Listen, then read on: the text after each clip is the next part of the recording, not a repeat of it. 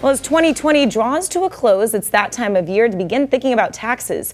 But the upcoming filing season is going to be trickier for most Americans with increased unemployment, working from home, and general financial struggles due to the COVID-19 pandemic. That's why Western Mass News reporter Sabrina Riley is getting answers on how the pandemic will impact your tax return.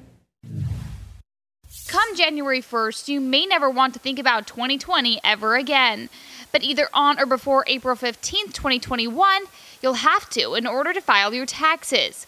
Western Mass News spoke with tax expert Paul Federici, getting answers on what has changed this year that will both help and hurt you. So there's a lot of different things to keep in mind when you as far as 2020 and everything that's gone on. So I really can't say if it's going to be better or worse. A lot of the upsides in your filing will be surrounding stimulus checks, seeing as they are non-taxable.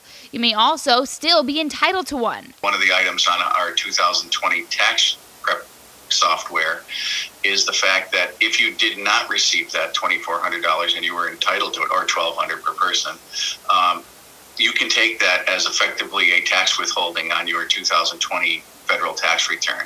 But he says a possible issue he sees arising in your 2020 filing comes in the form of unemployment benefits. A lot of people were laid off from their jobs, so they collected unemployment quite possibly for the first time. And not only did they collect unemployment, but they got the $600 bump from the IRS, which is also taxable. So people who, many people who, like my clients who contacted me, I instructed them to have taxes withheld.